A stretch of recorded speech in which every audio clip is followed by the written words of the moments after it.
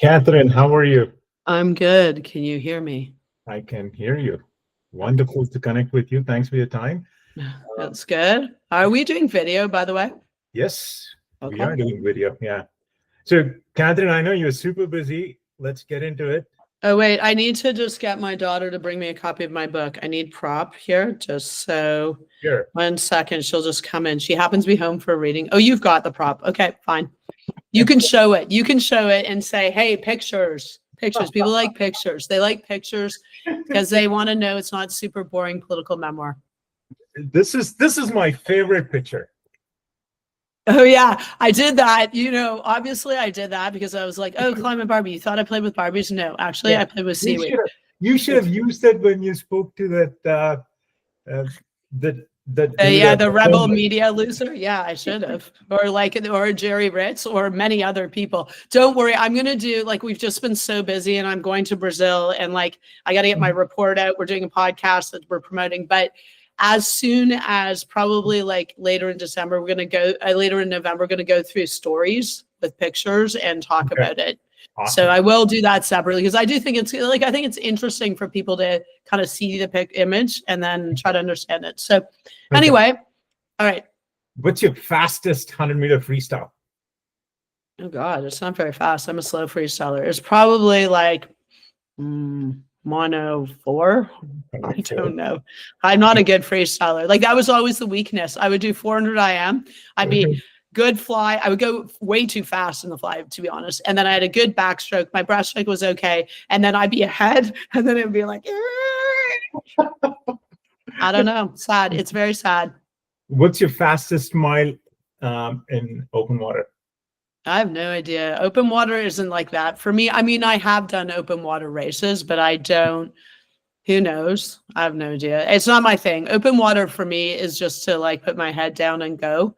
I know some people take it obviously very seriously. That I'm kind of done that kind of competition. I care about my times if I compete in swimming, which I haven't done in about 5 years. I did go to Worlds Masters and I swam 200 IM and I cared about my time then, but I don't care about open water time. It's not my thing. Okay, good. What's your favorite water body? My favorite water body, I mean, anywhere. So I'm going to Brazil. I'm going to Copacabana Beach for swimmable cities. And so wherever I can swim, open water is my favorite at the time, because if I'm lucky enough to be able to have the time to do that, I'm really happy. I do love Meech Lake. I do go to Meech Lake because it's not too far and it's beautiful. But I even go jump in Dow's Lake, which people in Ottawa were like, what? You can swim in Dow's? And that, yes, you actually can. It's clean, equalized, very, very low, but it's very new. So people are like, I don't think you can swim there, but I like swimming there because I can ride my bike in 5 minutes. Okay, awesome. Yeah. What's your favorite national park? Okay, that's unfair because I was a minister responsible for parks. So they're all my favorite, as I said to everyone. I mean, look, I have, just as a special iconic park, I do love Banff. But there are some really, really amazing ones like Guayhanas, which is co-managed with the Haida. That is super amazing, beautiful, the best ever, so different and iconic, but also very important to the Indigenous peoples who live there. And the history is interesting. They didn't really want to become a national park, but they did it because you might remember Clayoquot Sound and the cutting of trees. The other one that is also really amazing. I mean, look, they're all really amazing. And I was very lucky when I was minister. We would spend all of our personal dollars taking kids to parks. But the Torngats is really, really amazing. That's really hard to get to, but it's in Labrador, and I went with Inuit leader Natanobed. That is extremely beautiful. I also swam there. It was freezing, but I swim wherever I go. I've done high Arctic parks too. I swim there too. Okay. Another cool thing that you did as a minister was you gave everybody a free 1-year pass to the national parks. That was awesome. Way to go. Oh, thank you. You know what? I was like, okay, what's memorable for 2017? Mhm. And and it's also not just parks, it's also national historic sites and Right. marine conservation areas. Yeah, I mean, I thought like this is something that sometimes experiences are, as important. And my view of parks was if you actually connect with nature, you'll want to protect it. So I actually had a goal that was related to what I was trying to do, which was get people out in nature to connect with it. And then they would support policies, on the environment and climate change, because it's so important Yes. to protect parks. And I know for me, when I go swimming in open water, yes, it is to get away from it all. No one can phone me or text me or do anything, but it's also because I connect and I'm reminded about how important it is for these public spaces to be clean and for us to value them and protect them. Okay, awesome. I wanted to talk to you about this. This was very cool. This is something that I did as a kid. Tell me more about this. Forget about Okay. Barbie. Let's just talk about this. Okay. So that's my book, Run Like a Girl. And people think it's about a political memoir. It's really about my theory on making change, or what I learned about making change. But it also is kind of funny because, Madhu, you'd appreciate this. My swim coach is like, how'd you call it Run Like a Girl? It's really Swim Like a Girl. Better title, Run Like a Girl. Plus, you will see there are stories about running like a girl. But that is seaweed. So in my backyard at home, like when I was growing up as a kid in Hamilton, there was a ravine. And so I did not play with Barbies. Nope. My friends and I, we would go run wild. Like there were no play dates. My mom would be and dad were like, get outside. We don't want to see you. So we just go run wild. And we would go and find in the creek, there was like seaweed, sort of like things growing there. And we would take it and we would take the seaweed and we would put it in a jar. And then if you leave it in the sun for like a week, it's really disgusting. And so we would do that. And then there were like often boys that would break our forts because we would build forts. So we would wait for them. And then when they try, we would throw it at them. Yeah. There you go. I know that's a little weird, but actually it was super fun. So you wanted to go to the Olympics. You chose politics as your job. And you raised 400 IM. Looks like you were built for pain. That is true. It is true. Like people think that 1500 is the hardest race. I am sorry. It's 400 M, maybe 200 fly, but I was not going to do 200 fly. I wasn't that bonkers. But yeah, 400 M is definitely a super painful race, especially as I wasn't a great freestyler. So it was extremely painful because I would go out too hard and then I would die. So that was hard. But yeah, like, people always ask me, like, did you want to be a politician when you grew up? And I was like, no, I wanted to go to the Olympics. And spoiler alert, I did not go to the Olympics, but I went to Olympic trials. I went way faster than I ever expected. And I learned about how to do hard things, like how to work hard, how to get up every day and do the work.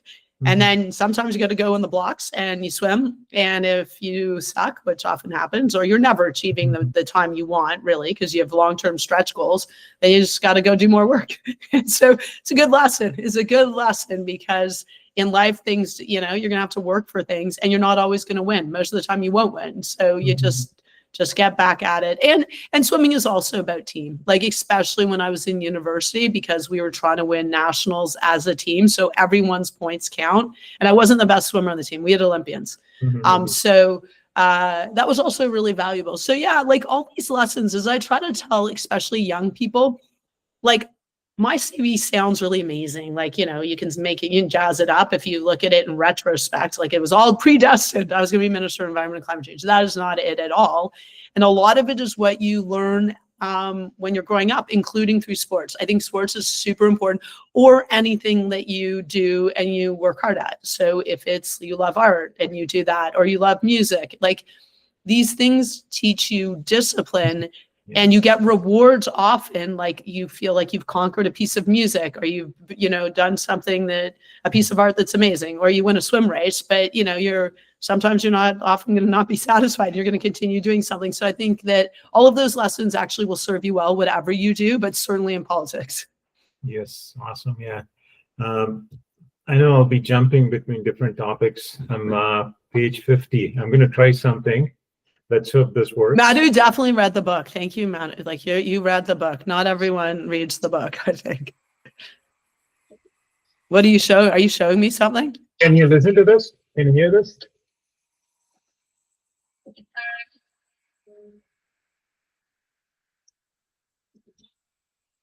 Am I supposed to hear something right now? I can't hear. You can't hear me? I can't hear what's being you're playing, sadly. This is page 50, War by YouTube. Ah, okay. What is page 50? Yeah. I don't even know what page 50 is. This is Bloody Sunday. Oh, yes. Oh, sorry. Like it's from War. Oh, yeah. Yes. Sunday, Bloody Sunday. I love that song when I was growing up, but also I'm Irish. My grandfather fought for Ireland's independence. And that also was a long journey to get Ireland's independence. And the Irish lost a lot of battles and were starved too. But yeah, Bloody Sunday actually was a song that had certain meaning because my dad explained it. Like Sunday, Bloody Sunday, like that actually day, Bloody Sunday was horrific.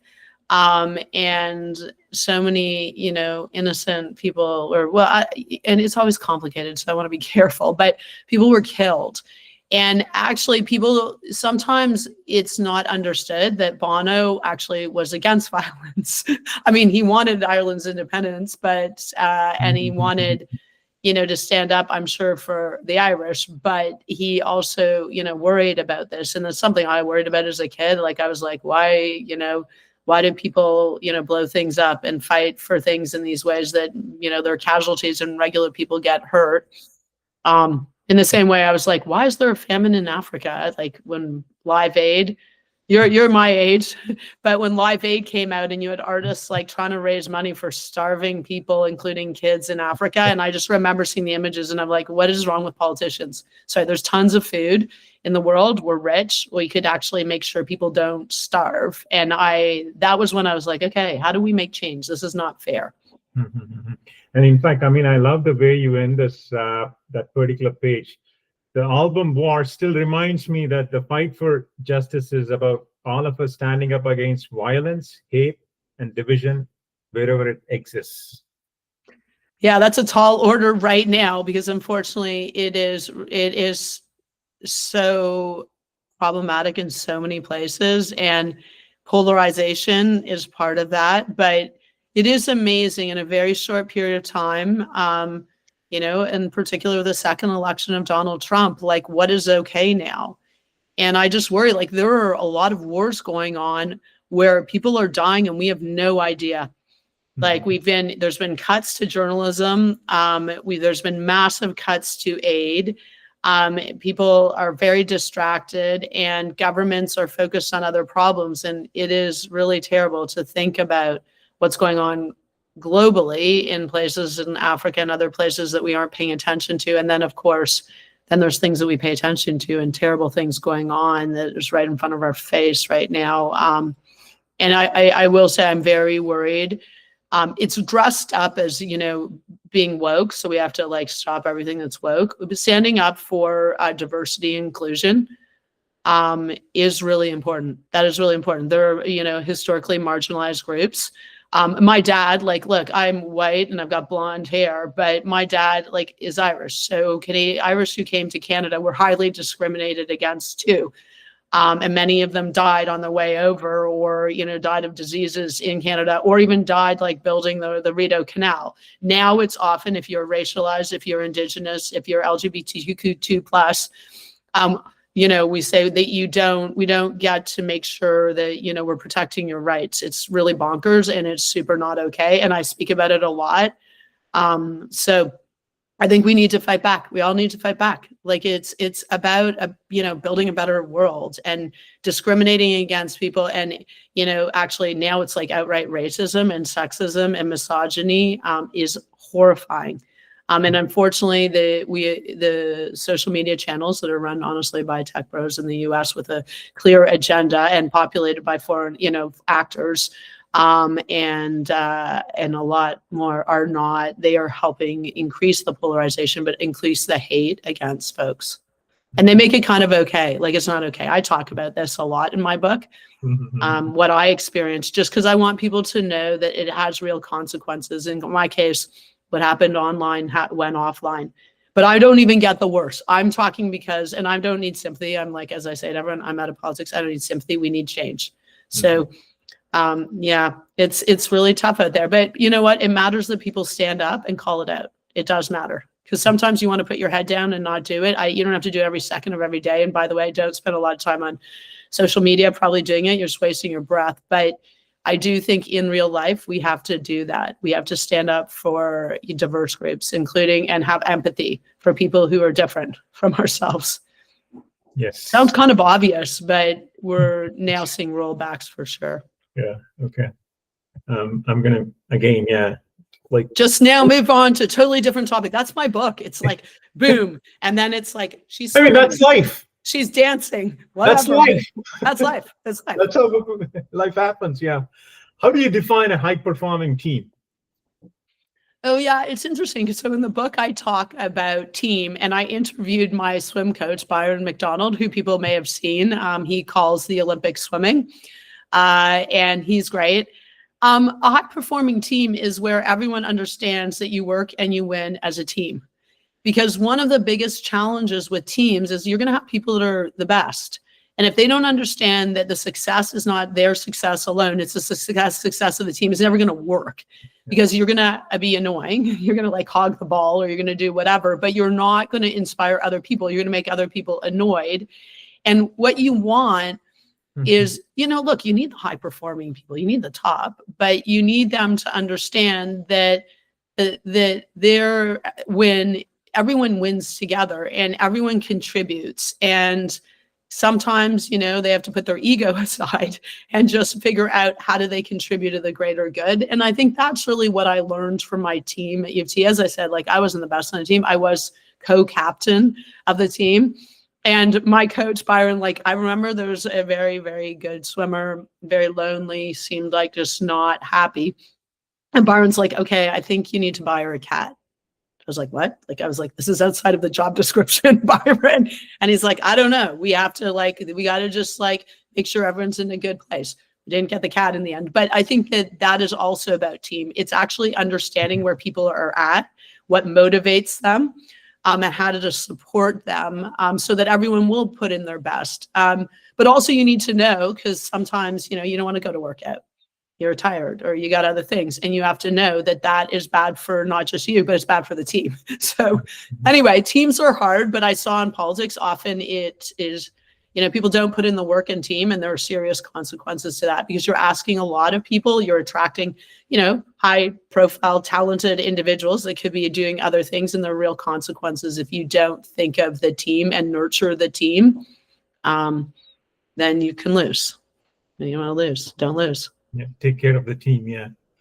What does winning mean to you, Catherine? You know, like, look, when I was young, it was like winning. It was like being number one. It was like getting a medal or a ribbon and standing on a podium. I'm now older, and like, I've gone through a lot of times where I haven't won. And I will say, obviously, in my previous role as environment minister, I didn't win on carbon pricing, on the consumer carbon price. I thought I'd won. We won through 2 elections. We won at the Supreme Court, but then we lost. We lost the policy. So I think winning is always a journey, and you know, you have a long-term stretch goal, and you just do the work to try to get there. And it's not going to be a straight and narrow path. But if you only define winning as like being, you know, getting what you want and getting the ribbon, then at some point you won't, and you will give up. Probably.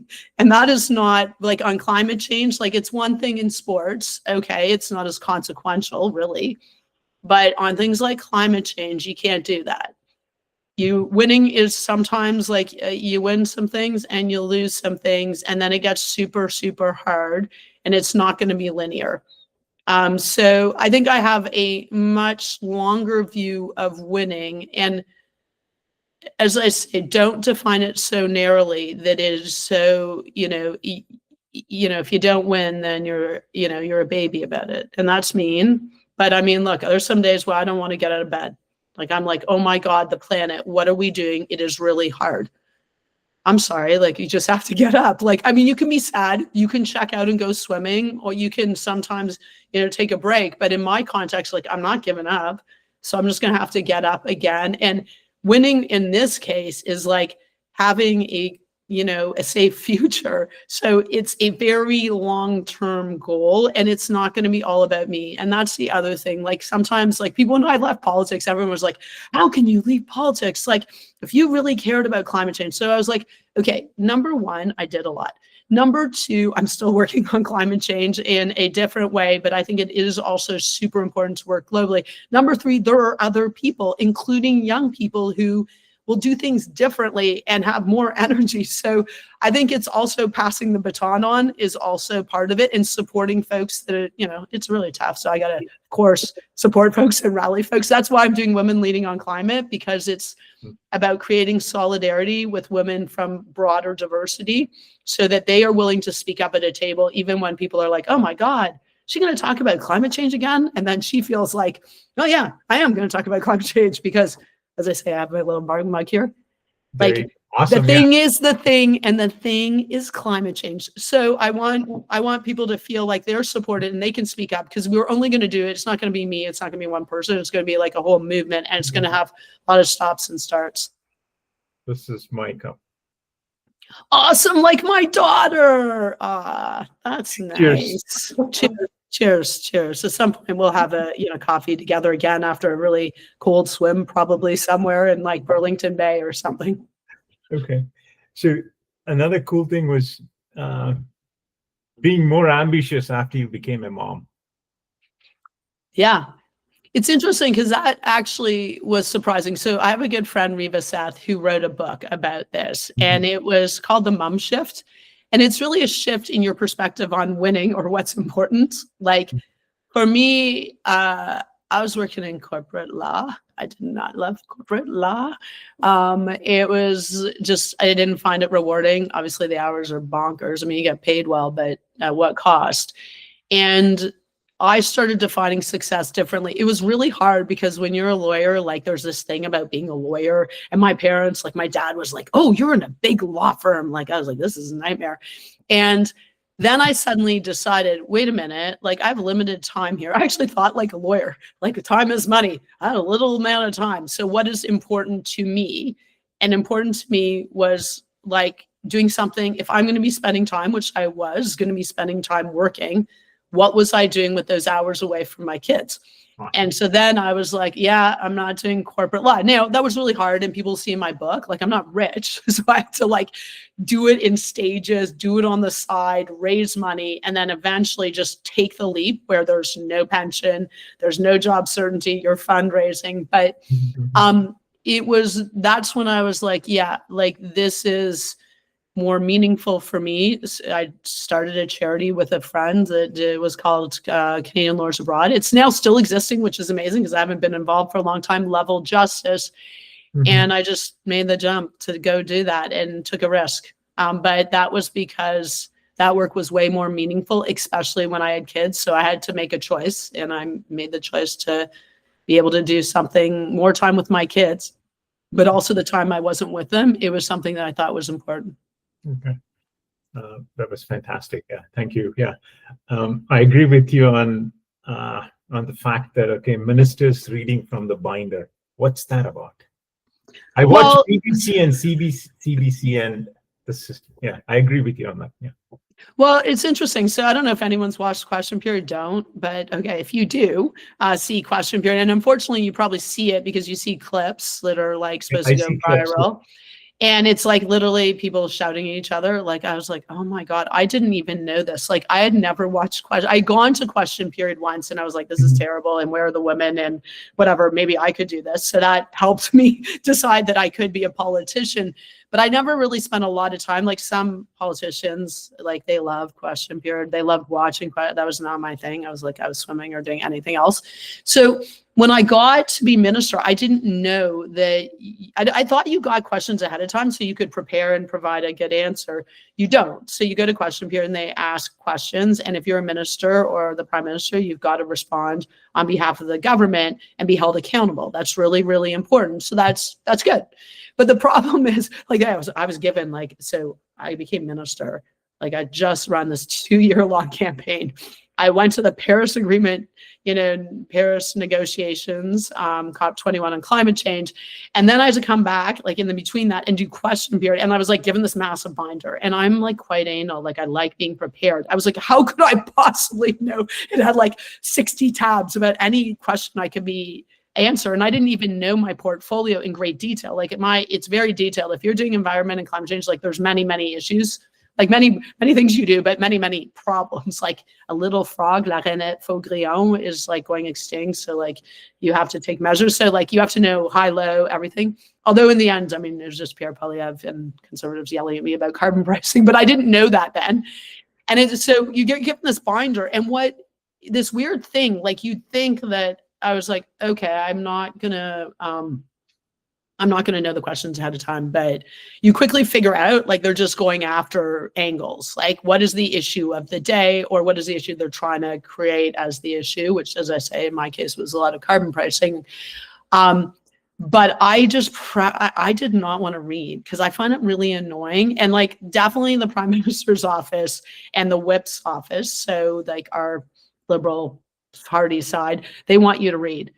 And it is riskier not reading, but it actually, like, you don't even know what exactly the question is going to be. So if you just read, some of the people are reading random answers. Sometimes they're reading answers that are talking points, but don't actually answer the question. So I always tried to answer my questions, and I prepared, but I also knew they were also going to be on whatever the issue of the day is. So, and sometimes if I didn't know it, it would happen on Fridays, because Fridays were a different kind of day, and you would have generally, there'd be more flexibility, and you'd have, backbench, like, you'd have people on the other side that didn't normally ask questions asking. So it could be random. And I'd say, look, unfortunately, thank you the member of the question. I don't know the answer. I will get back to you. That's okay too. But unfortunately, like, just so many people are, like, reading blah, blah, blah, blah, blah. And it's just bad, because on the one hand, you're getting slammed and often personal attacks. And the other side, people are like, blah, blah, blah, blah, blah. And so that's not exactly what I think we were trying to do with question period. Like, it was, to ask serious questions and then to hold the government account, and the government has to provide real answers. So anyway, that's a long, I have a lot of views on this, but I do think it used to be you could not bring papers into the House of Commons. Maybe that's just a thing. Maybe you just have to do that. I mean, it used to also be that we weren't live streaming it, so everyone didn't do everything for a clip. So there you go. Awesome. Thank you. This is another favorite of mine. Tell me about this. I think what park? I'm trying to remember. Is that Saguenay? What park? I think I say what park it is. This is Forillon National Park. Oh, Forillon. So anyway, I mean, like, as I say, I love every national park. They're all amazing. That's a beautiful park. And what I would do, so that's me swimming underwater. And I guess there's parks people, or someone had a drone. So they took a drone picture of me swimming. And what I would always try to do is I would always try to get a swim in wherever I went. Now, my team didn't really love it, because they're like, we don't have time. Like, we never have time. It was always like, we never have time for anything. It's like, go in, make an announcement, run. But I would tell them, my team, like, look, I have a hard job.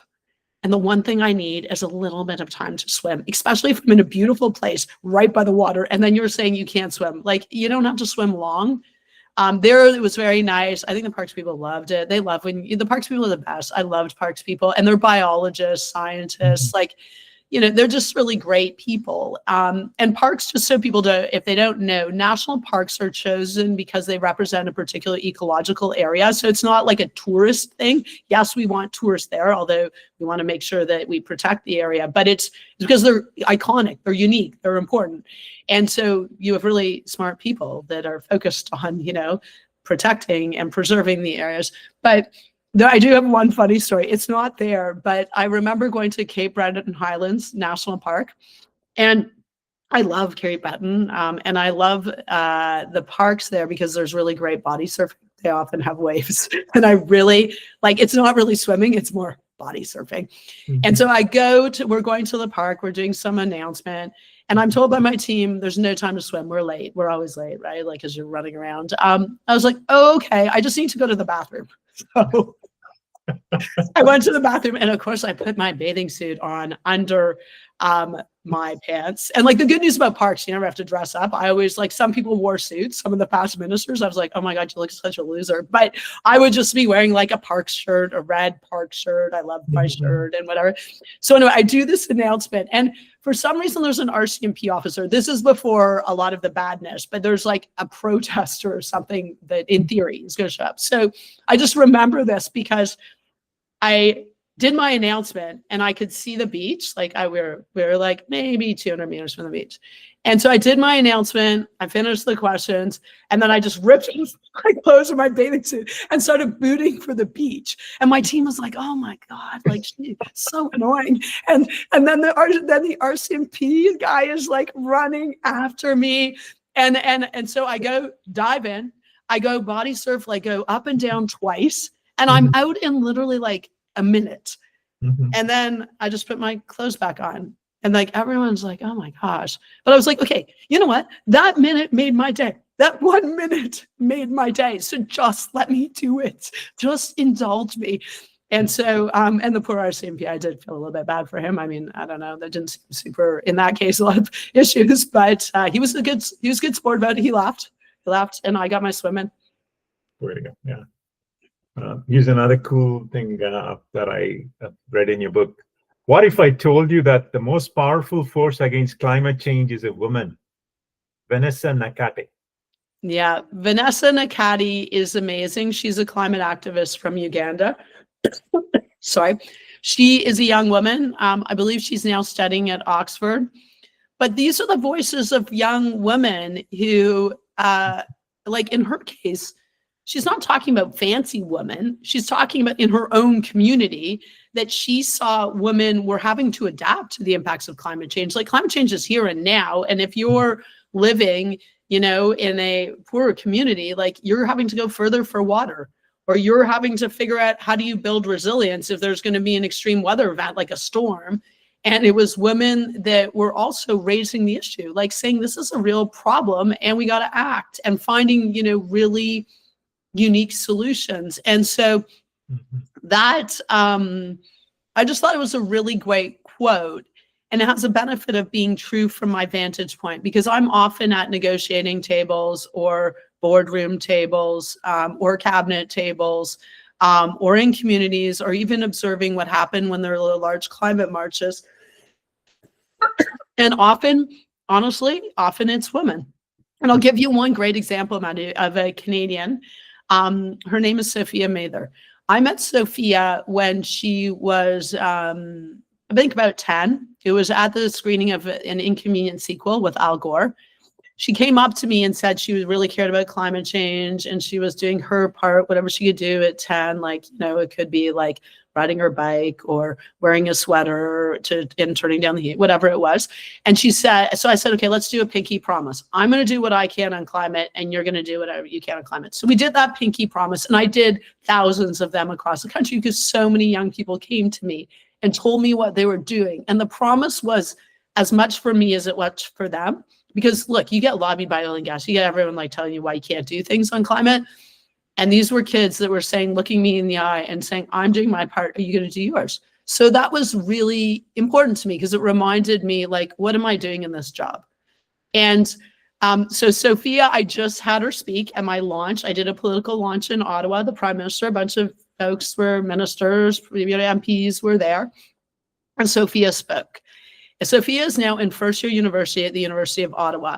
Sophia did the first climate marches in North America in Sudbury. So she did, like, following in Greta's footsteps, she did organized climate marches.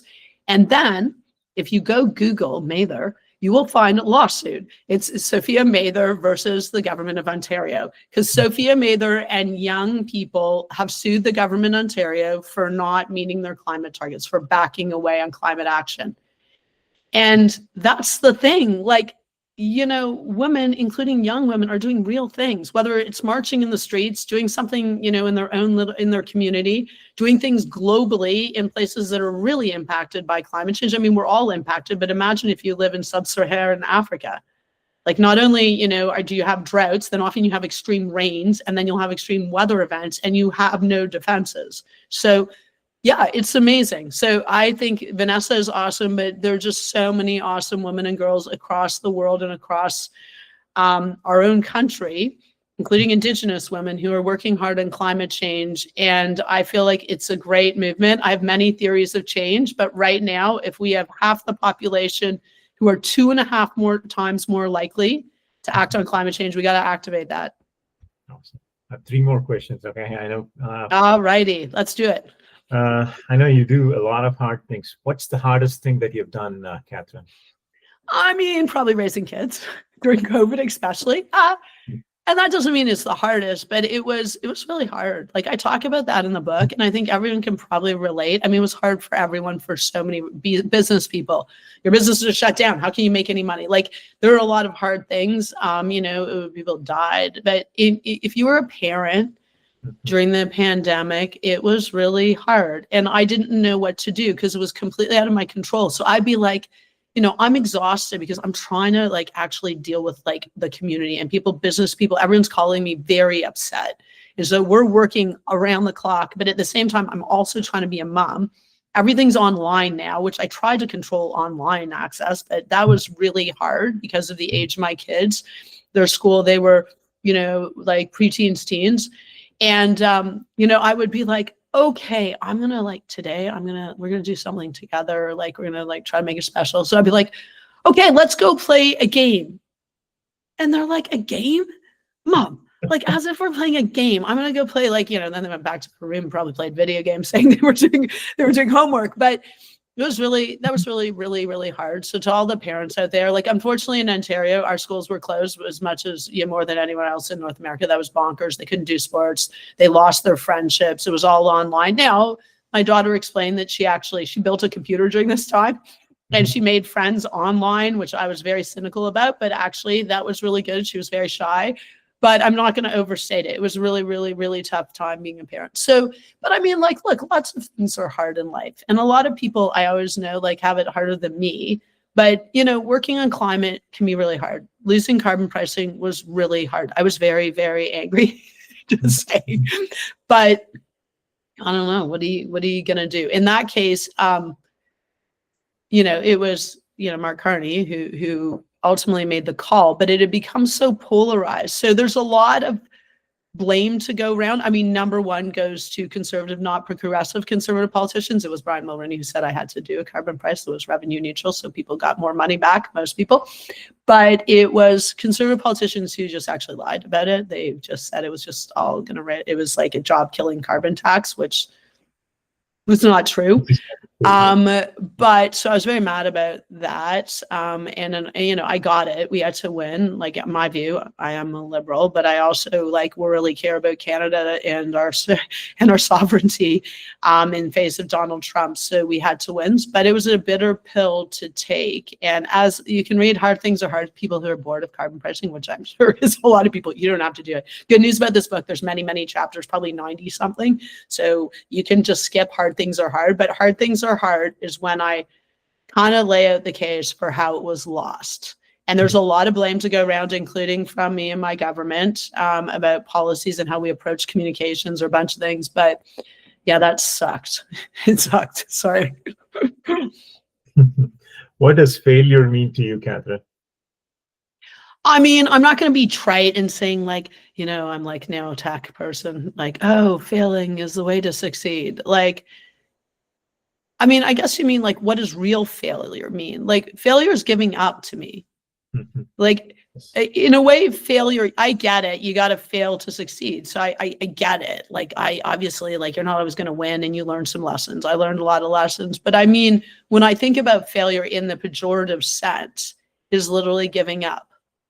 And if I gave up, then I will really have failed. If I didn't tackle climate change and I die, I didn't fail. I tried. So It's just a different vantage point on, once again, you can talk about failure and success in a lot of different ways. But failure, when I think about it, it's like you give up. I don't know why, but for me, that's what it means. You give up. I don't know if we're going to win on climate. I don't know if we're going to win. We have the solutions. We could do it if we had leadership. I don't know if we're going to win. I'm only one person. I'm going to do everything I can and try to figure out, unique ways to do it. But if I just one day said, I don't care, then I will have failed. I will have failed actually all the kids I did pinky promises with. Because as I say, I'm not elected anymore. I don't know anything. I love the people I was out of center. I love being a minister, but I don't owe anything to anyone because I'm not elected. I owe something to the kids I did pinky promises with. So if I stop working on climate change, then I've failed. And I've lied to them, actually. What does courage mean to you, Catherine? Courage, I guess, is doing hard things. Like being courageous enough to actually stand up and speak up and act, even when, or especially when it's hard. But it also means supporting other people too. And I think there's just a lack of courage out there. Like people see bad things happening every day and we're losing empathy. And so empathy gives you courage to say when something is not right or when it's not fair. And I think there's a lack of courage amongst leaders right now. I know it's hard. I was in politics, but like leadership, including on climate change, like it's easy to do easy things, like to just keep on burning fossil fuels, except it isn't that easy. It's like actually having a massive impact. And we know that. And it's not a political issue. It's a science issue. It's a physics issue.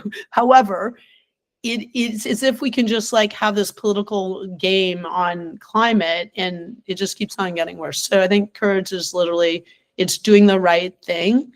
And I know that people have different vantage points on doing the right thing, but in climate, it's actually like, are you actually reducing emissions and scaling money to clean and not lobbying against climate solution? Like I can give you a definition based on my UN net zero integrity matters report, which I have a new report coming out soon. But yeah, I think we need more courage. And courage isn't just for leaders, it's for everyone. Because ultimately the only way to go back full circle when you were talking about the hate and what we're seeing right now, it's all about society, right? It's like, what do we value and stand up for what we value because you can lose it. I look at the United States and I was like, oh my God, like we're losing democracy there. We're losing the rule of law. We're losing, respect for human rights. Like we're losing separation of powers. Like, and a lot of people are just like, I don't know, just trying to get through their day. Well, good luck with that, because your day will look really bad if you lose all the protections, you lose democracy. That's gonna look pretty bad. It's already very bad for many people. And as I say, it's often, it's racialized folks, it's marginalized folks, poor people. It's LGBTQ2 plus community, it's Indigenous people that are often the biggest losers, but we all lose. Yeah. Catherine, cheers. Cheers. Let's go swimming together. We have to go swimming. Have a cup of coffee, yeah. And have a cup of coffee. I mean, especially if it's really cold, like make sure that we have a cup of coffee and maybe a sauna. Sauna would be nice. Can we get a sauna like by where we swim sometimes? It's a little cold. I'm less into the cold water. I'll do it because I'll swim anywhere. But anyway, it's a pleasure to do it. Like yours in swimming. Yours in swimming. Cheers. All right. Thanks. Bye. Bye-bye. Yeah.